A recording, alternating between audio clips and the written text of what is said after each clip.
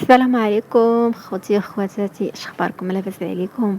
اليوم غنشارك معكم ان شاء الله واحد كيكه تركيه بالكاكاو او الشوكولاط المر او الكاكاو المر. كنحتاجوا ليها البيض وكذلك كنحتاجوا كاس ديال السكر حبيبات. السكر كيبقى على حسب الذوق، تقدري ديري كاس، تقدري ديري النصف على حسب الرغبه. وكذلك كنحتاجوا كاس ديال الحليب، تقدري تبدليه وديري الياغورت. وكذلك كنحتاجو كاس ديال الزيت، وكنحتاج كاكاو المر 3 ديال المعالق كبار، وكذلك الزوج ديال الساشيات ديال الفانيلا. وهنايا وضعت ملعقه كبيره ديال الخل اختياريه، وكنطحن الكل جيدا. من بعد كنصبو في هاد الانيه،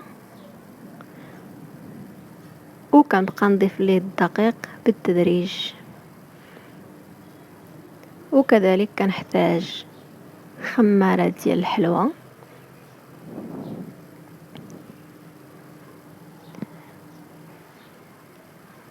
كتجي هاد الكيكه رائعه جدا ولذيذه بزاف. من بعد ما وضعت الدقيق غنضيف الخمارة ديال الحلوى،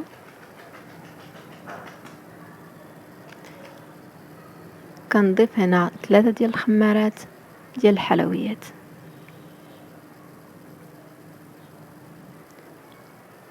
تقدروا تضيفوا فقط زوج،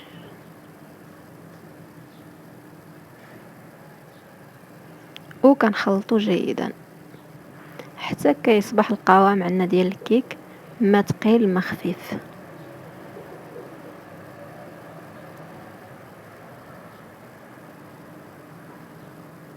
وحاولوا ما ديروش القوام يكون انه ثقيل بزاف باش تجيكم الكيكه هشه من الداخل.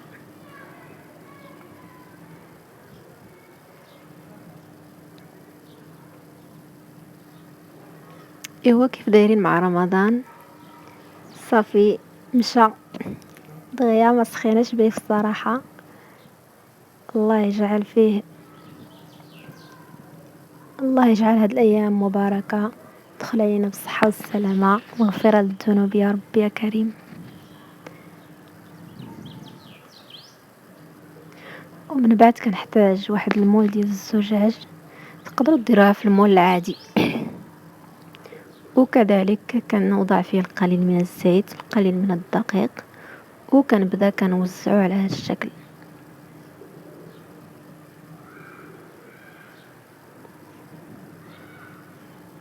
كنوزعو على المول كله باش ما تلتصقش الكيكه.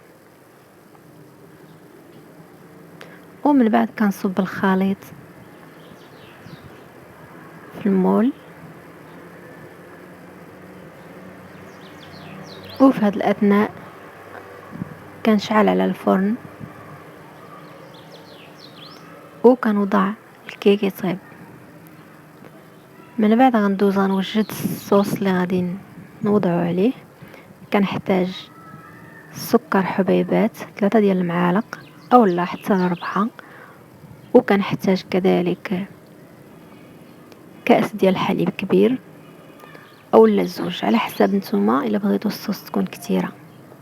وكنحتاج 3 ديال المعالق ديال الكاكاو المر، وكذلك 3 ديال المعالق ديال الدقيق الابيض، وكذلك كنحتاج 3 ديال المعالق ديال القهوه سريعه الذوبان.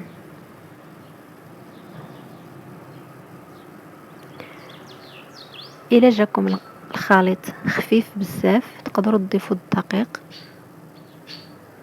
وتطيبوه من جديد. جاكم القوام ثقيل بزاف كتضيفوا الحليب، وهكذا كتحصلوا على القوام اللي نتوما بغيتو. من بعد ما طاب الخليط معايا كنضيف ليه واحد القطعه ديال الزبده باش تعطيه واحد اللمعان. كذلك الى عندكم الياغورت ديال الشوكولا تضيفوه حتى هو كيضيف واحد النكهه رائعه. او لا الا كان عندكم الشوكولا مربعات حتى هي ضيفوها. ومن بعد ما خلط جيدا فغنخليه على جنب وغنتسنى الكيكه حتى تطيب. من بعد ما طابت الكيك كما كتشوفوا قطعتها على شكل مربعات وهي وسط المول، وكنصب عليها الخليط وكنوزعو. ومن بعد كنوضع تزيين قليل من اللوز اولا القرقاع اولا الكاوكاو اولا تقدروا ديروا جوز الهند اي الكوك على حسب الرغبه على حسب الذوق. كما كتشوفوا كتجي رطبه وهشيشه. نتمنى تجربوها وتنال اعجابكم، وكذلك تقدروا تزينوها بالسكر. والسلام عليكم، نتلاقاو في فيديو جديد ان شاء الله.